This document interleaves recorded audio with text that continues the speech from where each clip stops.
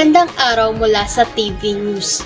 Mga tagumpay ni Pangulong Ferdinand R. Marcos Jr. sa unang taon ng panunungkulan.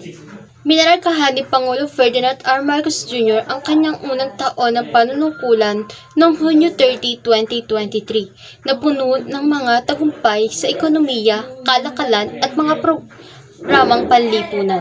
Ang pagbubukas ng ekonomiya ay ang pangunahing tagumpay ng administrasyon.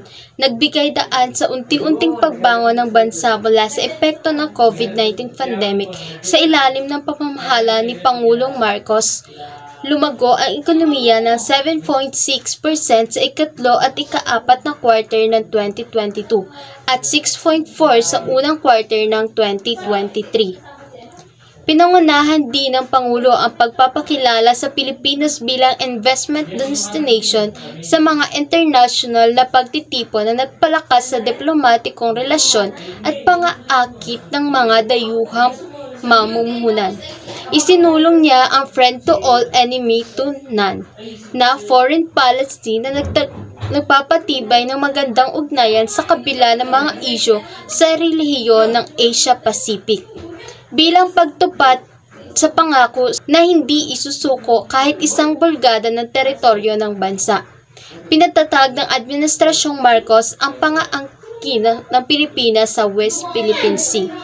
Pinalakas ang relasyon ng pandepensa sa mga bansang tulad ng Estados Unidos, Australia at Japan. Pinataas ang antas ng kagamitan ng Armed Forces of the Philippines at Philippine Coast Guard. Patuloy ang diplomatic protest ng Department of Foreign Affairs laban sa agresibong hakbang ng China. Sa unang taon, 6 na batas ang pinirmahan ng Pangulo kabilang ang SIM Card Registration Act. Inaatasan ang pagrehistro ng SIM card para mapigilan ang cybercrime. Postponement of Barangay SK election. Inilipat ang eleksyon sa October 2023, holdover capacity. Amendment to AFP fixed term. Nagbigay ng maximum 3 years term sa Chief of Staff ng AFP. Maharlika Investment Fund Act of 2023. Itinatag upang mang-akit ng pamumuhunan sa mga pangunahing sektor. Philippine Center for Disease Prevention and Control Act. Nagbibigay protection laban sa mga banta sa kalusugan. Public and Private Partnership Act na nagpapahintulot ng kooperasyon ng gobyerno at pribadong sektor ng infrastruktura. Tinugunan ng Pangulo ang isyu ng mataas na presyo ng bilihin tulad ng sibuyas at bigas. Nagresulta ito ng unti-unting pagbaba ng presyo sa merkado. Programa sa pabahay. Inilunsad ni Pangulong Marcos ang pambansang pabahay para sa Pilipino programa na naglalayong magtayo ng medium at high-rise condominium para sa mahihirap, sundalo at tauhan ng mga gobyerno.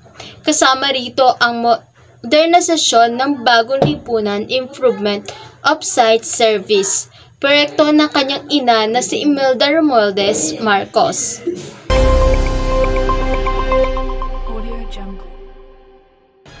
May trabaho at asistensiya para sa OFW na uuwi mula sa Lebanon. Tiniyak ng Department of Migrant Worker na may nakahandang oportunidad at tulong para sa mga overseas Philippine workers na uuwi mula sa Lebanon sa gitna ng tumitinding tensyon sa pagitan ng Israel at Hezbollah.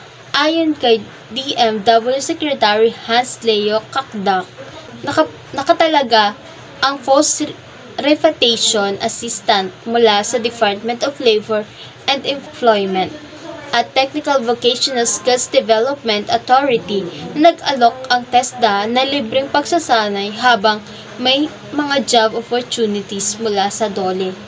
Bukod dito, may suporta rin sa pangnegosyo mula sa DMW Overseas Workers Welfare Administration, Department of Trade and Industry, Department of Agriculture at Department of Social Welfare and Development, Makakatanggap din ng financial assistant ang mga uuwi OFW.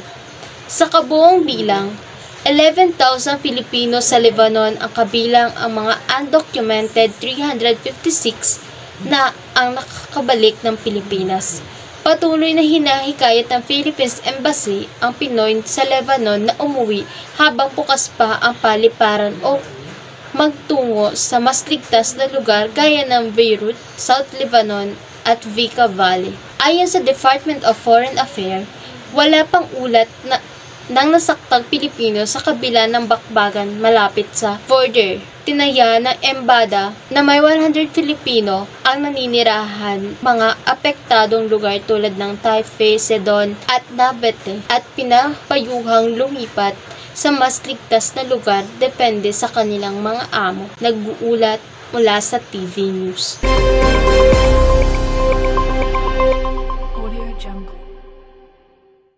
Ekonomiya ng Pilipinas ay patuloy ang paglago ngunit nahaharap sa hamon ng kalikasan. Manila, Philippines, sinayag ni Finance Secretary of G. Recto na ang ekonomiya ng Pilipinas ay patuloy na nangunguna sa rehiyon ng ASEAN. Matapos ang pagrehistro ng taunang paglago na 6.3% noong ikalawang quarter ng 2024. Ang malakas na paglago ay dulot ng matatag na sektor ng construction at mataas na mga pamumuhunan sa ilalim ng programang Build Better More na nabigyan ng kumpiyansa sa pamumuhunan. Tututukan namin hindi lamang ang pagbibigay ng maraming trabaho kundi pati na rin ang pagpapabuti ng kalidad ng buhay ng bawat Pilipino. Ito ang isa sa pinakamahalagang pamana ng Administrasyong Marcos sa ilalim ng bagong Pilipinas, ani ni Recto.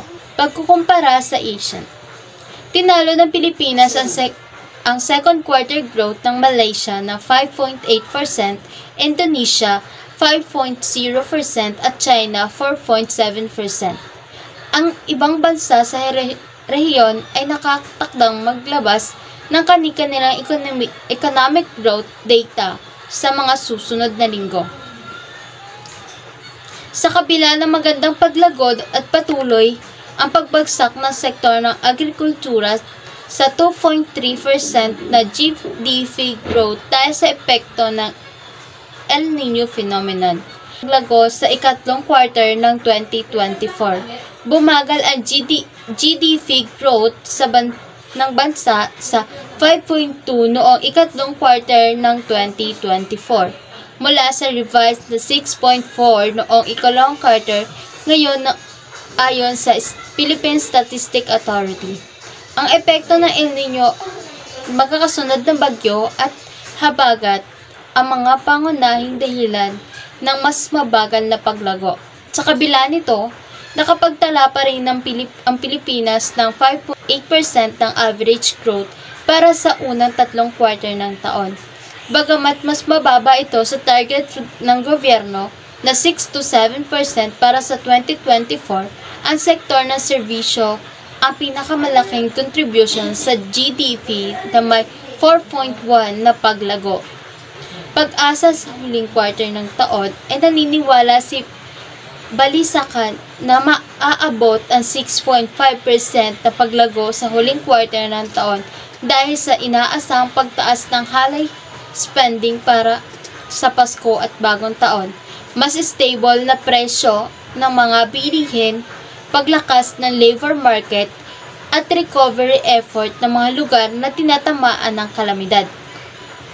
Patuloy na nagtatrabaho ang Administrasyong Marcos upang patatagin ng ekonomiya at masigurado ang pangmatagalang kaunlaran ng bansa. Nag-uulat mula sa News TV.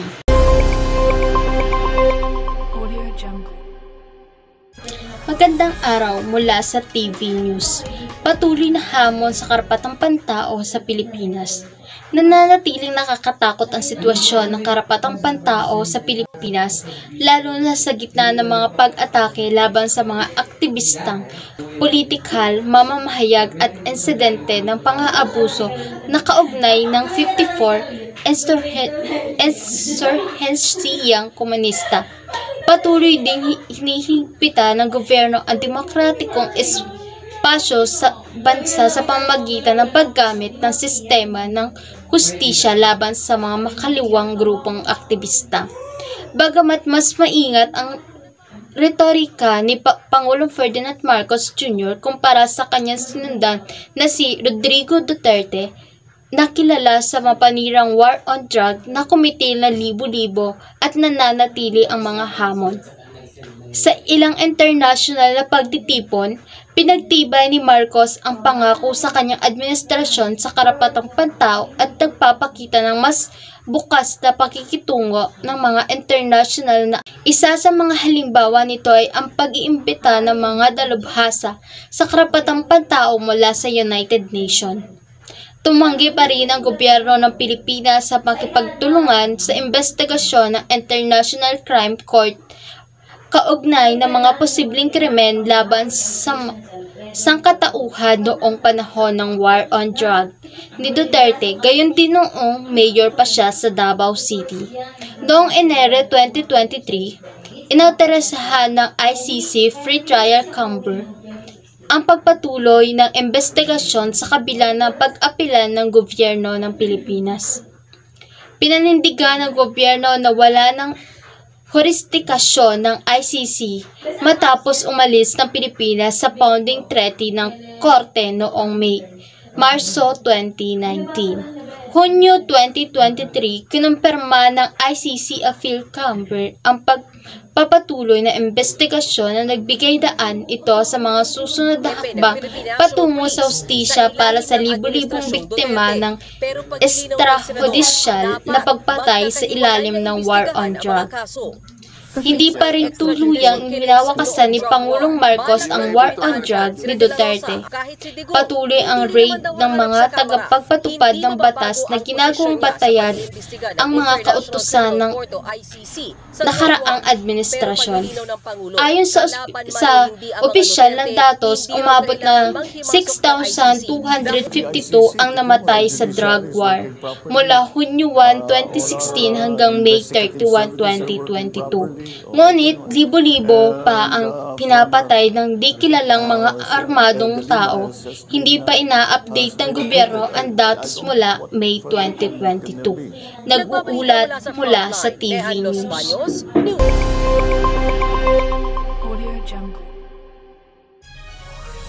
Air Force Philippines target madagdagan ng task force para sa tiyakin ang seguridad at kaligtasan ng bansa. Sa pagbisita sa Malves Island sa Batanes, sinabi ni Air Force Philippines Chief of Staff General Romeo Browner Jr. na ito'y para tiyakin ang seguridad at kaligtasan ng pampubliko sa bansa. Iginiit din ni General Browner na walang katotohanan ang mga lumulutang na balita hinggil sa umano'y pagbuwag sa Task Force Davao. Bumisita ang Air Force Philippines Chief kasama si Defense Secretary Gervit Teodoro sa Batanes para kamustahin ang kalagayan ng mga sundalong nakadestino sa pinakadulong bahagi ng Pilipinas. Iginiit ni National Secretary Advisor Secretary Eduardo Año na mahalaga at nararapat lamang ang naging pag-aproba ng Pangulong Ferdinand Bongbong Marcos Jr. na organisa ang National Security Council upang mapaigting pa umano ang seguridad ng bansa. The Administrative Code of 1987 was the President of the NSC is part. Moreover, Section 17, Article 12 of the Constitution vested in the President that power to control all over Executive Department, bureaus, and officials. Sa ilalim ng Executive Order 81 na nilagdaan ni Marcos, inalis bilang miyembro ng NSC si Vice President Sara Duterte at ang dating Pangulo. Ilang Pinoy na biktima ng wildfire sa Los Angeles umipila ng tulong. Ilang Pilipino at Pilipino-Amerika ang kabilang sa mga nabiktima ng malawakang wildfire sa Los Angeles, California, na patuloy na nagdudulot ng pinsala at pagkasira ng mga ari-arian. Iyak-iyak na ako kasi wala pa kaming sundo. Alam mo yun, yung pang hindi namin alam kung makakasakay ba kami. Ang 80 taong gulang na si Tatay Bert na dating security guard sa Pilipinas ay nagulat sa lakas ng hangin. Paglabas namin doon, Kita nyo na. nakita na namin yung apoy. Naglabas na kami, nag-alis na kami kaagad. Lahat, pati kapitbahay. Pati yung isang Pilipina, yung bahay niya, sunog. Yung mga 1, 2, 3, dikit-dikit yun, sunog. Isa sa mga tumulong sa mga biktima ay ang Jolly Vox Global, isang non-profit organization na nanawagan din ng donasyon tulad ng pagkain, tubig, damit at abot kayang tirahan para sa mga biktima. Ang mga pinsala ng wildfire ay umabot sa 16 hektar ng nasunog. Bilang ng bahay na nasira ay tinatayang nasa 1,000 tahanan. Ang mga nasawi ay 5 katao. Ang naiulat na namatay ayon kay Los Angeles County Fire Department Chief Anthony Moren. Ayon sa Philippines Consulate General sa Los Angeles, wala pa silang natatanggap na direktang request para sa tulong mula sa mga Pilipinong apektado. Gayunpaman, mahigpit nilang binabantayan ang sitwasyon at nakikipag-ugnayan sa lokal na otoridad. Patuloy na panawagan para sa tulong at pagkikiisa mula sa mga kababayan upang matulungan ang mga naapektuhan ng sakuna. Nagbabalita mula sa News TV.